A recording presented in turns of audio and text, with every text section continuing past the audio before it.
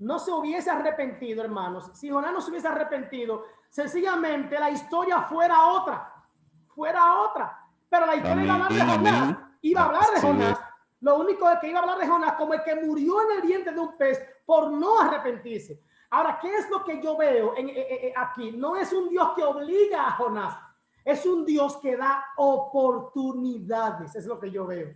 Un Dios que busca la manera de que el hombre entienda las oportunidades. Jonás aprovechó la oportunidad. Ahora, tuvo que ir, porque tuvo oportunidad, pero yo siempre digo, pero no hubiera sido, no hubiera ido a por la buena. Ahora Jonás va, pero cuando Jonás va es porque él entiende que ha fallado, que ha pecado. Y entonces Dios le da la oportunidad de ir a Nínive, pero el alma que peca va a tener consecuencias.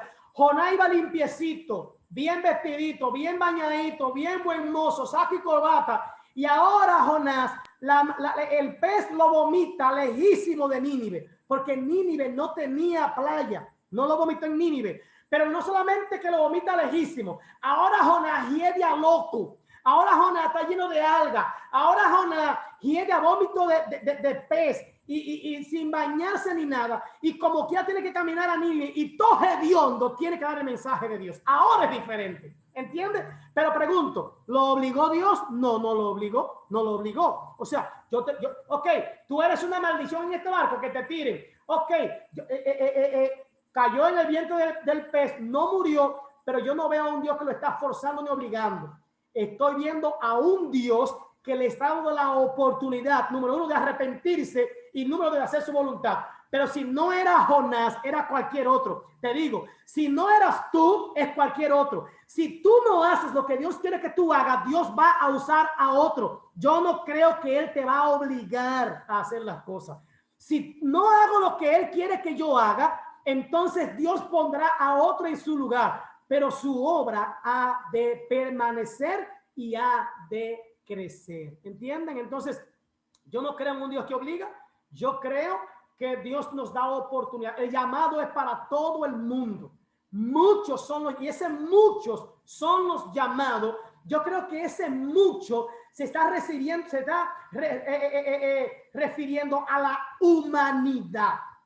Ese muchos encierra a la humanidad, porque Jesucristo murió por la humanidad, incluyendo a todo el mundo. Incluso cuando él ora en el capítulo 17 de San Juan, está orando y primero inicia con una oración particular, orando por sus discípulos. Pero esa oración particular en un momento se convierte en una oración general. Incluso él incluye a los que habían de creer.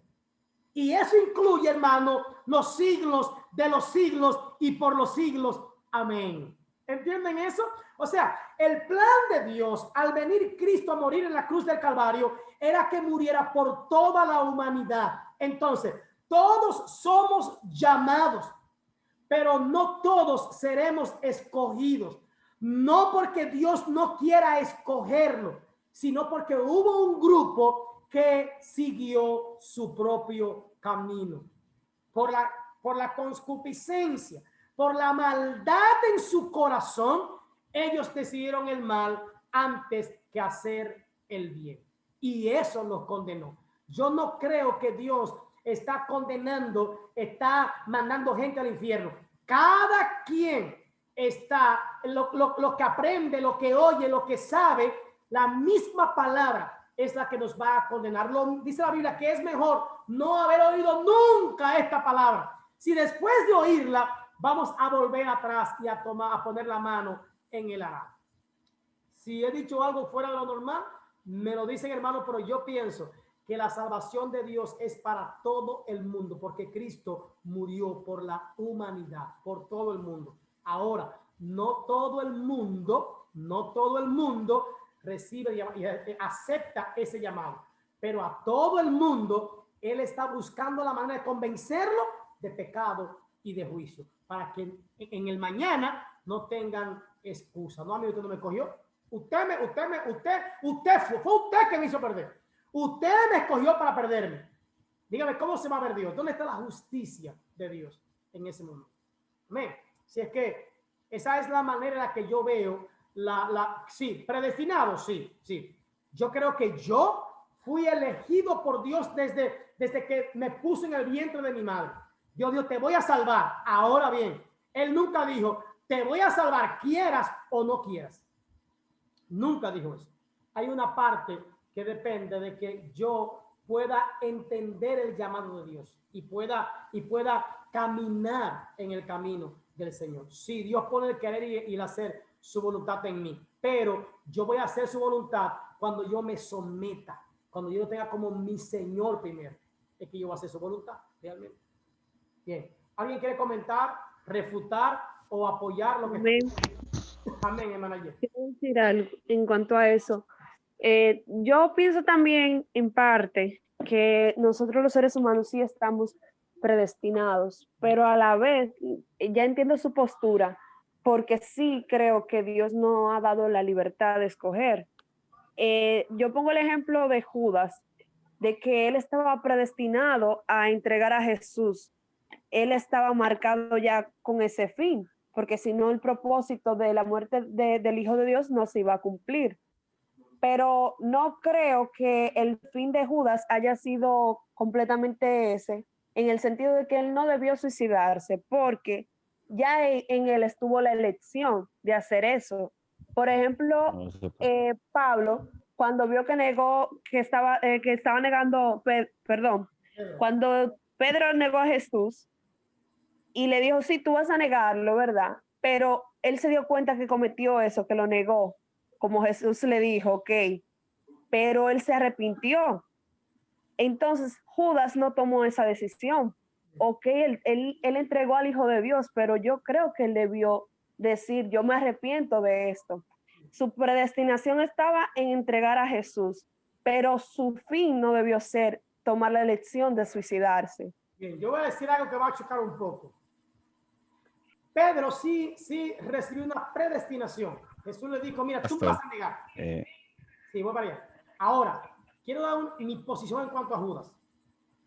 Yo pienso que específicamente no tenía que ser Judas quien lo negara y lo entregara.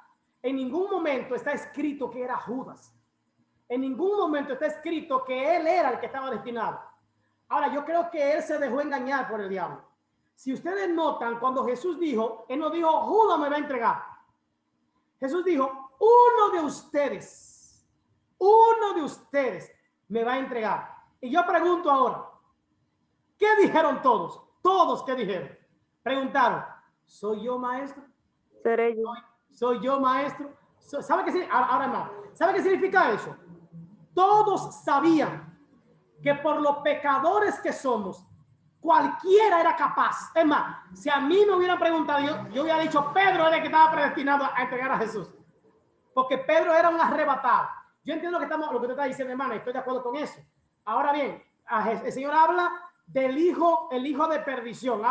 Pero en ningún momento dice que era, no menciona a Judas específicamente. También entiendo lo que usted dice.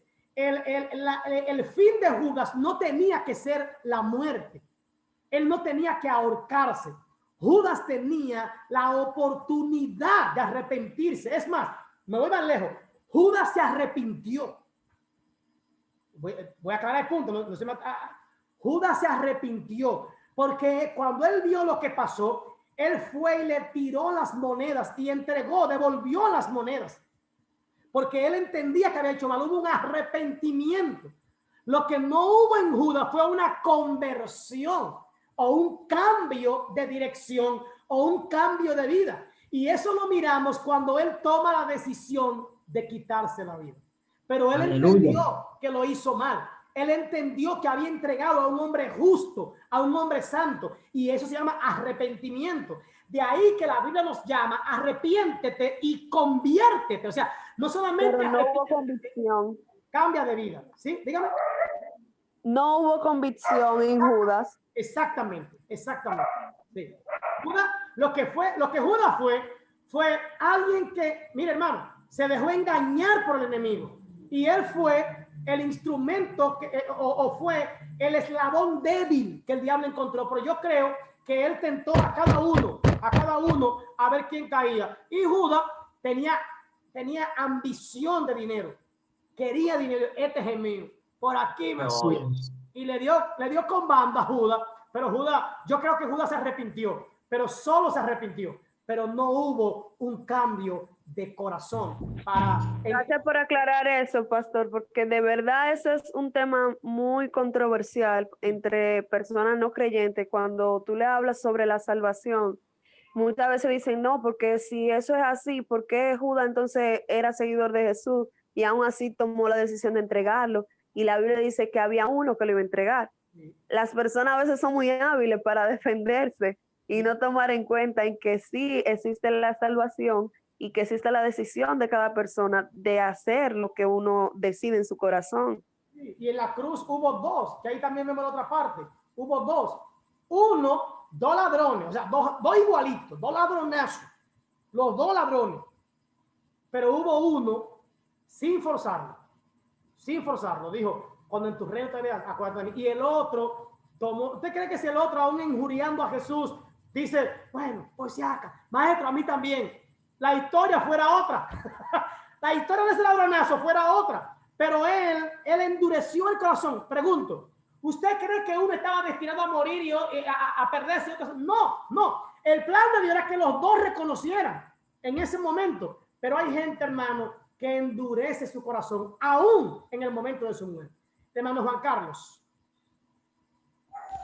Amén. ¿Me escuchan ahí? Sí, le escuchamos. Sí. Sí, yo entiendo que, secundando lo que usted ha dicho y nuestra hermana Angeli, Dios no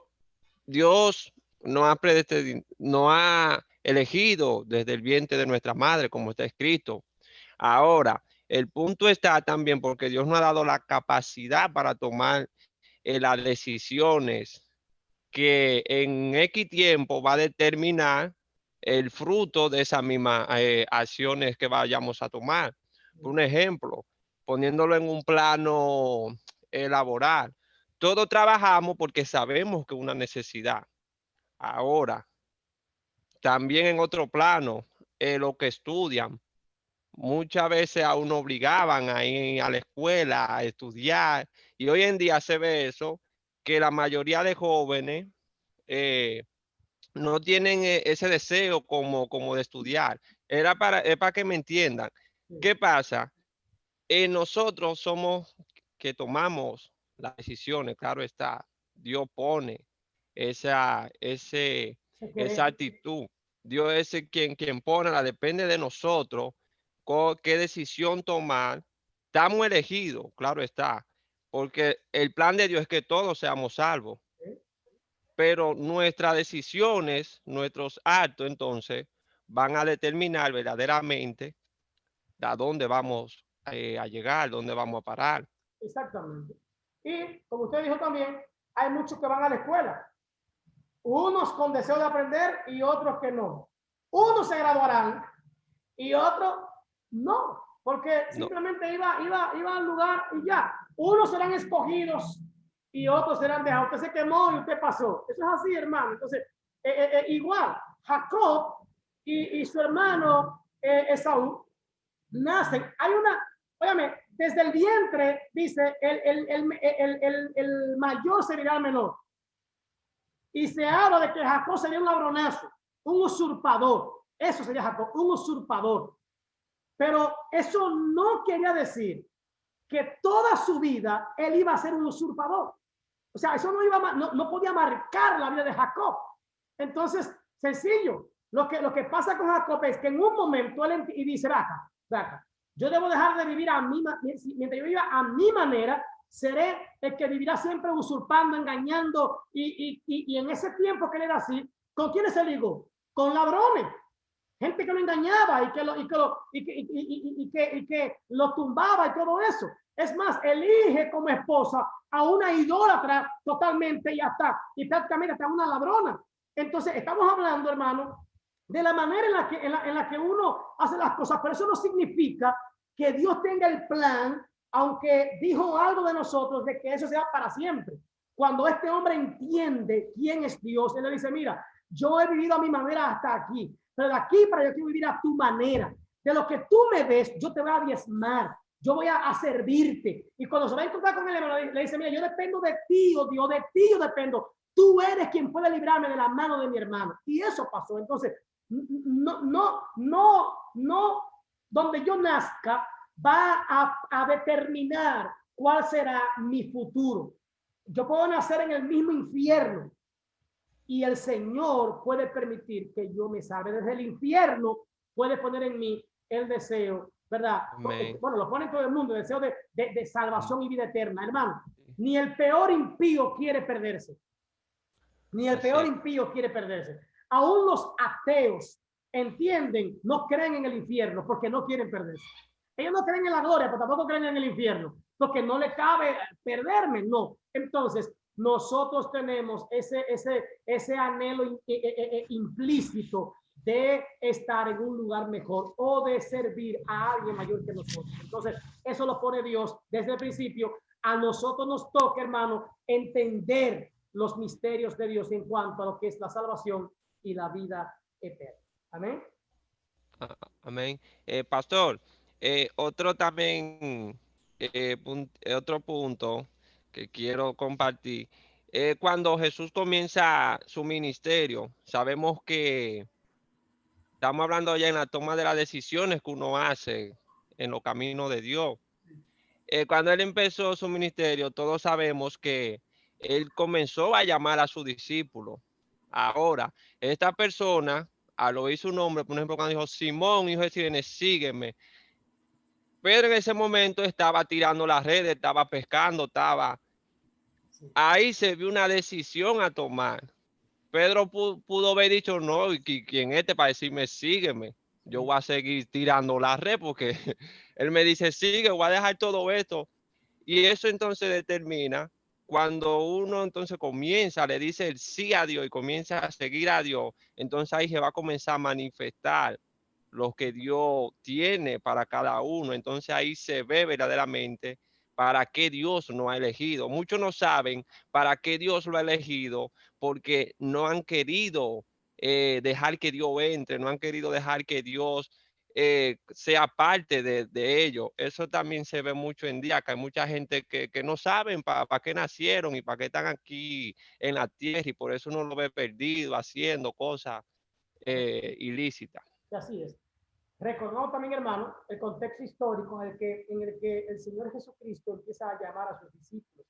Recuerden que en la antigüedad, en los tipos de Sócrates, Platón, Heráclito, Hermógenes, de todos esos grandes filósofos y también grandes maestros, incluyendo al mismo Gamaliel y otros más, había gente que seguía a alguien y esto era una manera de asegurarle ciertas enseñanzas y otras cosas más. Recuerden que lo que los judíos estaban esperando era a un rey que descendiera del rey David, pero que su reinado sería para siempre. Pero ellos estaban esperando un rey que detutanara al rey de Roma y que se pusiera ahí para servir con justicia y con equidad.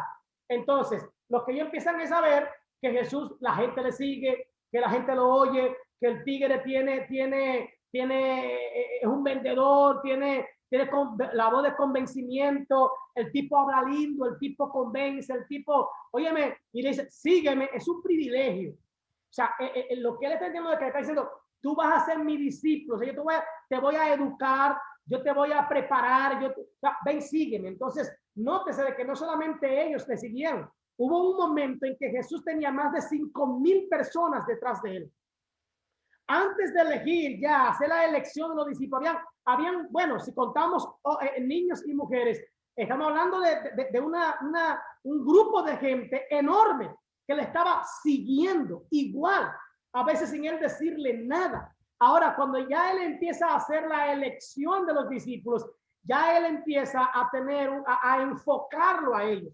Entonces ya vamos a trabajar, ya no con la multitud, sino yo voy a trabajar con este grupito, voy a preparar este grupito. Pero aún ese grupito entendían que ellos iban a ser, era como los cercanos, los que cuando este hombre llegara hasta Jerusalén o llegara hasta el reino, ellos iban a tener privilegios. Nótese de que la madre de dos de ellos dice, mira, cuando tú te veas allá arriba en tu reino, no era espiritual, era en el trono. Ella pensaba en lo material, ella no pensaba allá, no, para que ellos también puedan pensar en mí. Tú pon a mis hijos en lugares especiales, porque si mis hijos están ahí, yo también voy a recibir los beneficios. Entonces, todo el mundo estaba pensando en esto. Cuando ellos vieron que le tiraban a Jesús palmas en el camino, dijeron, hey, todo bien, el pueblo va a votar y Jesús va a ganar con más de con el 270 que necesitan en los Estados Unidos. Jesús se le va a ir por encima de ese 270. Entonces, cuando pasa esto, cuando él le dice síganme, ellos están esperando un reinado material. Por eso cuando Jesús habla de su muerte, cuando Jesús habla de entregar su cuerpo, cuando Jesús habla de todo esto, ellos se escandalizan. Un muerto no gobierna, un muerto no va a llevar a ningún sitio. Y de ahí que pasa que cuando Jesús muere, estos mismos llamados discípulos, entonces, en vez de ir a un lugar espiritual, a orar, a leer el libro, a meterse con un ayuno y oración, en vez de eso, ellos vuelven otra vez a lo que hacían antes, a su antiguo trabajo, porque ellos habían visto que su futuro rey había muerto. Entonces, el contexto histórico y cultural permitía que alguien les llamara y que ellos, como usted dijo, decidían si seguirle o no.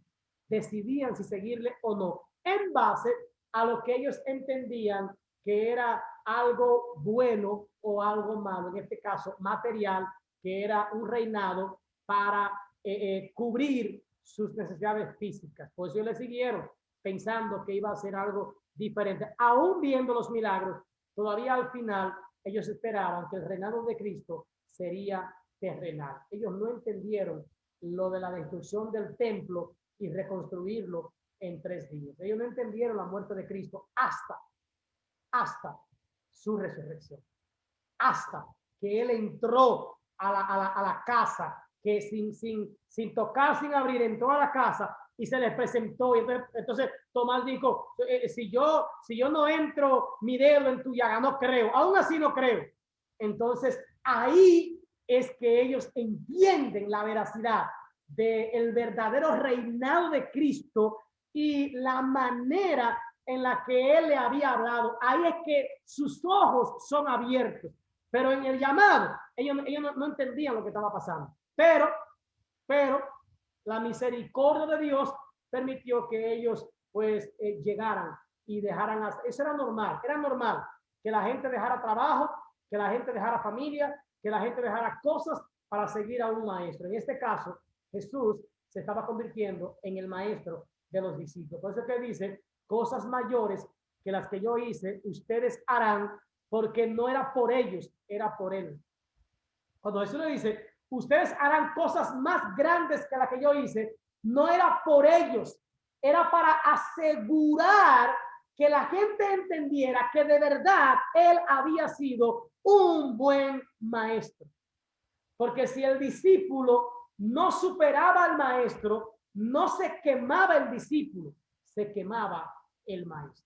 Amén. Bien, no sé si avancé parte de eso que estamos hablando. ¿Alguien más? Esta es la noche de las preguntas, entonces. Este es el momento de las preguntas. Para la semana que viene, entonces, yo le voy a grabar un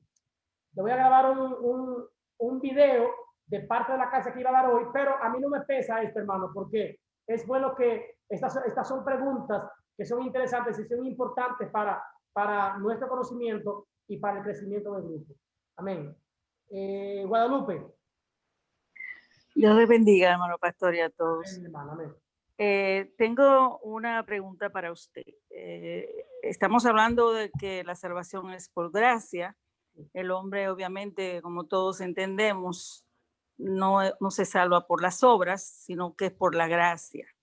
Ahora bien, el libro de Hebreos me dice a mí en el capítulo 2, del 1 al 3, si me permite leerlo para darle textualmente lo que dice la palabra. Realmente es el versículo 3, pero para que entendamos, sería bueno que leamos el 1. Dice, por tanto, es necesario que con más diligencia atendamos a las cosas que hemos oído, no sea que nos deslicemos. Cuando usted se desliza, usted pierde algo, comete un error. Porque la palabra dicha por medio de los ángeles fue firme, y toda transgresión y desobediencia recibió justa retribución. O sea, la paga del pecado es muerte. Si usted se desliza, yo cometo un desliz en mi vida cristiana, en mi relación con el Señor, obviamente, estoy poniendo algo en riesgo. El 3 me dice a mí, ¿cómo escaparemos nosotros si descuidamos una salvación tan grande? La cual, habiendo sido anunciada primeramente por el Señor, nos fue confirmada por los que oyeron, y así sigue sucesivamente. La pregunta es, ¿estamos hablando, o es lo que estoy escuchando, de que la salvación no se pierde? O que hay una teoría que dice que no se pierde y otros dicen que sí se pierde.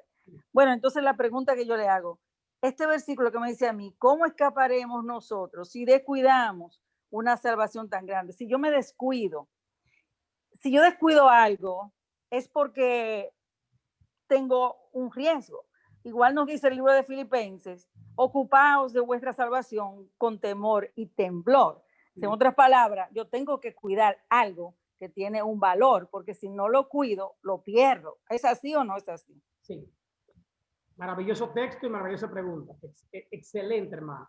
Y es un texto maravilloso. Lo que yo he aclarado aquí es lo siguiente. La salvación no depende de mí, depende de Dios, porque Él fue quien envió a Cristo Jesús a morir por mí en la cruz del Calvario. La salvación ya está dada. Te dijo, ese texto habla bien claro, hermano, y gracias por eso. O sea, ¿cómo yo me salvaré si descuido? Ahora, ¿cuándo yo me descuido? Cuando yo dejo de glorificar a Dios, de bendecir a Dios con mi manera de ser. Entonces, cuando yo soy un mal agradecido, yo estoy descuidando. Yo he dicho varias veces aquí, que todo lo que Dios me ha dado, oiga, ya Dios me lo ha dado, pero lo que Él me ha dado está supeditado, o está por debajo, o está sometido a mi obediencia. ¿Qué fue lo que el Señor le dijo a Salomón? Si tú anduvieres como anduvo David tu padre, e hicieres todas estas cosas que yo te he mandado, entonces yo te voy a bendecir. Yo voy a hacer esto y esto contigo. Ahora bien, y esa es la otra cara de la moneda. Si tú haces todo lo contrario, entonces yo pondré, no, óigame, no soy yo, Dios es quien va a poner esta casa por escarnio y por burla de todas las naciones. Entonces, cuando yo descuido mi vida y permanezco en el pecado, yo decía ahorita, es la misma palabra la que me va a condenar a mí. Pero claro está, yo decía ahorita, el que persevere hasta el fin, este será salvo. ¿Cuál es mi parte? Perseverar en la obediencia, perseverar en la palabra de Dios. Eso me toca a mí, pero no es porque o sea, no es que yo voy a dejar de pecar para salvarme. Yo voy a dejar de pecar porque la salvación que Dios me ha dado tuvo un precio, y ese precio se manifiesta en mi vida en base a cómo yo lo valore o no. Si yo no valoro el sacrificio de Cristo, me lo voy a tirar por tierra, y ahí entra. Yo voy a tener esto como nada, y yo voy a hacer lo que a mí me dé la gana porque no lo estoy valorando. Entonces, mi obediencia va en agradecimiento a Dios. Entonces, simplemente, claro, yo voy a cuidarme, yo voy a cuidar mi vida, yo voy a cuidar mi testimonio. Esa es la parte que me toca a mí. Decíamos ahorita, yo tengo libre albedrío, libertad para hacer lo bueno y lo malo. Como usted decía ahorita, dice la palabra, libertad para cuidar o no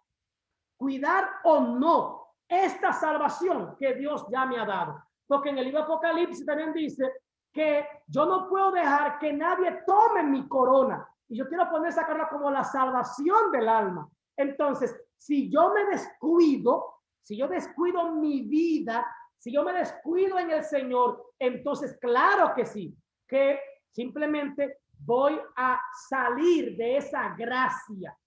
Yo salgo, Dios no me saca. Yo salgo de esa gracia en base a mi desobediencia. Es lógico. El que persevere hasta el fin, ese será salvo. A mí me toca perseverar. Este perseverar es mantenerme dentro de la gracia.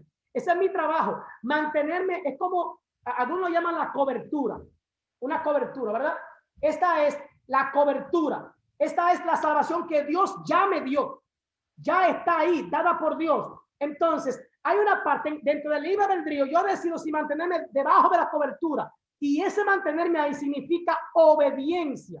Significa someterme. Significa estar bajo la autoridad de Él. Y su autoridad me da unas leyes, unas normas, unos reglamentos que yo debo seguir, que está en su palabra. Cuando yo salgo de ahí, entonces, ya hermano, ya yo mismo dejé de estar bajo lo que Dios ya ha puesto y ya ha designado para mí. Por ejemplo, está lloviendo allá afuera y yo estoy bajo techo. Yo estoy cuidado y cubierto bajo ese techo que ya está. Pero en un momento a mí se me mete una locura. Yo quiero llegar a mi casa. Y salgo a mojarme. El hecho de que yo me enferme dependió de mí. Yo fui quien salió de esa cobertura. Entonces, ahí entra el libre albedrío. ¿De qué yo voy a hacer con eso que Dios ya me ha dado? ¿Me mantengo ahí o yo salgo a mojarme? Y si me mojo, puede darme una pituita, una gripe, neumonía, pulmonía y hasta morirme del paro. Entonces, es la manera que yo veo esto. Lo que yo quiero que entendamos lo siguiente. No va a depender de cuántas cosas yo haga, porque hay que ver más. Es que hay gente que cree que porque se pela de una manera diferente. Hay gente que cree que porque se quita el bozo y la barba. Hay gente que cree que porque dejó de decir mala palabra, porque dejó de hacer esto, es que estamos diciendo una salvación por lo que yo, por mi esfuerzo, por mi trabajo, porque yo estoy luchando para salvarme. Es ahí donde yo quiero sacarlo. Es que no, yo estoy bajo la gracia de Dios, pero yo debo mantenerme bajo esa gracia de Dios. Mi pecado me saca de la gracia. Mi maldad me saca de la gracia. Todo eso que yo hago malo es entonces desobediencia, y eso entonces simplemente es yo no cuidar.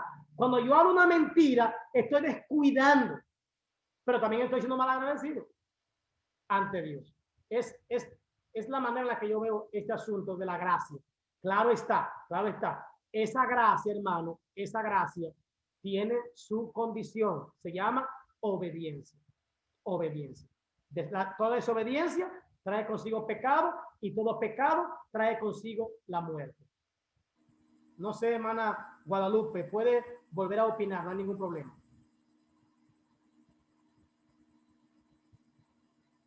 ¿Me están oyendo? Y yo, sí, amén, pastor. Yo pienso, por ejemplo, como usted habla respecto de la obediencia, Adán y Eva estaban disfrutando del Edén, del jardín del Edén. Se comunicaban con Dios cara a cara, hablaban con Dios, pero cuando ellos desobedecieron, fueron echados. O sea, eso lo traigo a colación por el tema de si se pierde o no la salvación. Exactamente. Porque ellos sí perdieron el privilegio, como usted bien dice. El hecho de no estar bajo la cobertura de Dios le hace perder el privilegio de la gracia, de vivir bajo la gracia de Dios. Sí, es lo que entiendo. Sí. Porque obviamente yo no tengo que hacer nada, porque yo ni siquiera conocía de palabra, ni conocía a Dios cuando Dios me llamó. Amén. Lo que quiero decir que es por gracia, obviamente. Pero sí, yo entiendo que hay algo que perder. ¿Qué usted pierde? Esa cobertura, que es la que nos mantiene. Amén. Se pierde la cobertura. Amén. Entonces sí hay una pérdida. Sí. La salvación está ahí. Es como los derechos constitucionales de un ciudadano. El ciudadano los tiene, pero si los desconoce, no los ejerce, porque no los conoce. Lo mismo pasa con la salvación. Amén. Si usted no conoce que tiene esa cobertura o se sale de la cobertura, usted no puede alegar desconocimiento delante de Dios. Amén. Igual que yo como ciudadano no puedo alegar desconocimiento de una ley para yo transgredir la ley. Sí. Entonces, yo no puedo alegar delante de Dios, oh, yo no sabía que yo tenía que mantenerme bajo tu cobertura, sino que la cobertura, como usted dice, la mantengo a través de mi obediencia y el someterme a la voluntad y a los mandatos que Dios me dice que yo debo de cumplir. Porque Él mismo nos dice en el Antiguo Testamento, he aquí yo pongo delante de ti el bien y el mal. Escoge la vida o escoge cuál camino tú vas a escoger. Escoge la vida o escoge la muerte. Y Él nos dice, escoge la vida. Entonces, ¿cuál es la vida?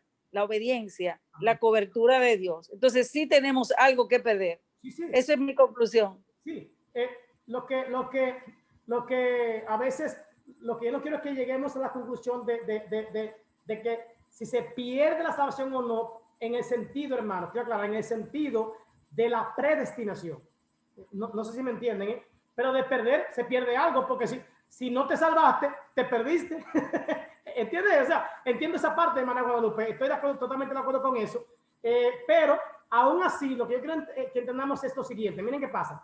Adán y Eva, aún cuando fueron echados del huerto, pero si ustedes se dan cuenta, aún después de eso, ellos volvieron a tener comunicación con Dios. Incluso Caín y Abel tenían comunicación con Dios. Aún fuera del huerto, ellos siguen teniendo la oportunidad. Entonces, lo que yo quiero que usted entienda es, a donde yo quiero llegar en esta parte es, que cuando hablamos de perder algo, significa que no lo encontramos más. Entonces, ¿qué sucede? Aun cuando yo peque y salga de Dios, aún antes, si yo no muero, tengo la oportunidad, o sea, tengo la oportunidad de reencontrarme con Dios. Cuando hablamos de perder, yo quisiera pensar que es como si se nos pone un velo, es como si se nos cegara. Y aunque está ahí la cobertura de Dios, yo no puedo verla, por lo tanto no puedo encontrarla, porque volví a ser ciego otra vez. Volví a tener el velo que tenía antes. Es más, dice la Biblia que es peor todavía, que si yo tenía una hojita, ahora tengo algo grandísimo y que me va a permitir ver menos por el mismo conocimiento que tengo. Entonces, cuando yo hablo de no perder, estoy diciendo que hasta que yo no muera, cualquier cosa puede pasar. Y yo puedo volver otra vez a reencontrarme con el Señor. No porque fuera predestinado, obligado a salvarme, sino por la misericordia que Dios tiene de nosotros mientras estemos vivos. No sé si me doy a entender en esa parte. Pero cuando hablamos de perder, es que ya te perdiste para siempre. Y por eso es que no quiero utilizar mucho la palabra la perdiste, como una manera de no la puedes encontrar jamás, sino de te extraviaste, y dentro de ese extravío puede ser que en algún momento Dios permita, ¿verdad? Si tú entiendes la verdad, de volver al camino otra vez. Entonces, pero estoy claro, hermana Guadalupe, lo que está diciendo, y estoy en total acuerdo con usted en cuanto a que el que no persevera, dice la Biblia, bienaventurados aquellos a los cuales cuando el Señor venga, los encuentra haciendo así. ¿Haciendo qué? Haciendo la palabra de Dios, cumpliendo en obediencia. Porque recuerden, hermano, que la fe sin obra es muerta.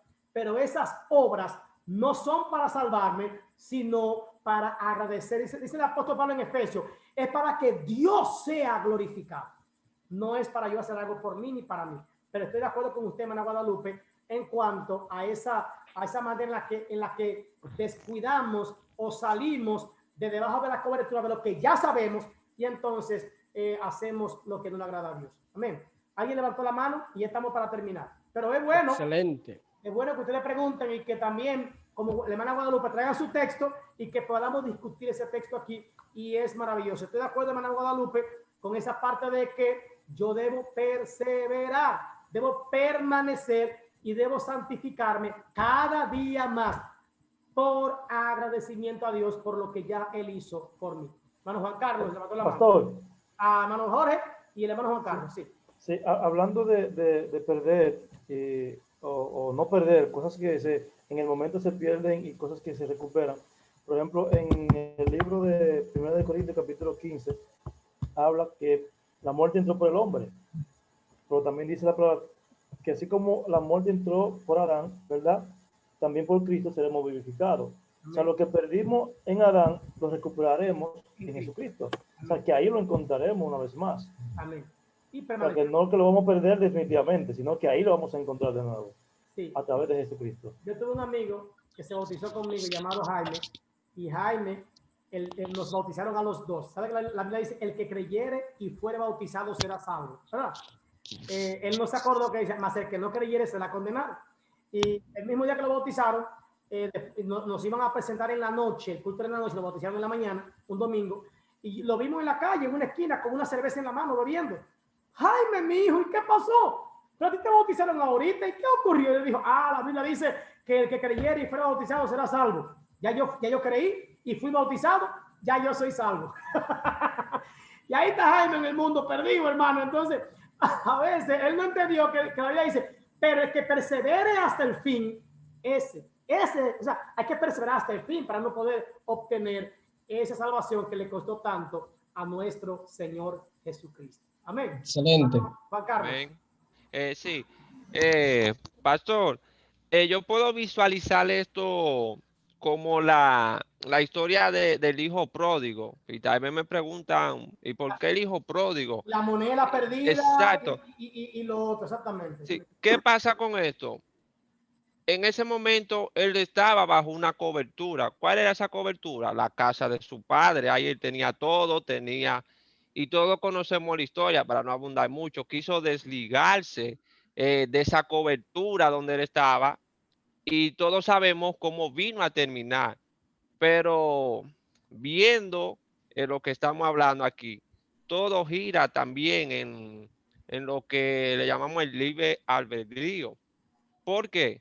Porque hubo en un momento que él llegó a un estado, todos conocemos, que él luego tomó la decisión de volver de nuevo a la casa. ¿Por qué? Porque ahí él sabía que iba a encontrar verdaderamente lo que lo estaba esperando. Ahí iba a encontrar lo que él necesitaba. Entonces también fue con una mentalidad de que tal vez si iba, no lo iban a recibir como diferente. ¿Qué quiero decir con esto? Si salimos, amén, si salimos de la cobertura de Dios, sabemos que vamos a perder, sí, vamos a perder muchas cosas, vamos a perder los privilegios que el Padre nos brinda, vamos a perder esa salvación que Él nos brinda, vamos a perder esa entrada al reino que Él también nos brinda. Pero también tenemos que reconocer que si por X o Y razón nos deslizamos o volvemos, la salvación siempre va a estar. Lo que hay que buscarla, hay que buscarla, y ella va a estar donde mismo está. Amén. El peligro está en si no nos da tiempo a volver. Hay que hablar con la hermana Guadalupe. Entonces, ok, y si no me da tiempo, y si me mantuve ahí afuera, y si, entonces ahí simplemente perdí mi tiempo. Miren, hermano, mucha gente incluso está perdiendo el tiempo en la iglesia porque no ha entregado de verdad su corazón al Señor. Entregó muchas cosas, pero no el corazón, y siguen una vida igualita de pecado, de maldad, a escondida, pero de pecado. Entonces, si no cambiamos el corazón, no importa que lo de afuera y que hablemos bonito, si el corazón no ha cambiado, solamente hubo un arrepentimiento, pero no hubo una convicción, o no hemos entendido de verdad quién es el que nos ha llamado. Bien, hermanos, el tema ha sido muy bueno. Durante la semana voy a tener que grabar la parte de la homilética, pero no me arrepiento de esto, hermanos, porque de verdad que hay cosas que son necesarias que la discutamos como seminario, y qué bueno que hay pastores aquí y que hay hermanos que les interesa, ¿verdad? Esta parte de poder aclarar algunos puntos que quizás en algún momento quedaron un poco en el aire. Esto es importante y esto vale la pena. Amén. Así es que gracias a todos, hermanos. Y nada, me toca a mí durante la semana tirarle la clasecita para que la vean. Hermano José Capellán, levantó la mano. Esto no necesita que le hagan dinámica, porque las clases de las universidades hacen una dinámica de que para que se despierten. Dos rompehielos. Esto se mantiene en un constante fluir de la palabra. Amén. Han sido muy buenos comentarios y declaramos hoy oficialmente como Patrimonio Nacional esta clase como preguntas y respuestas. Amén, amén.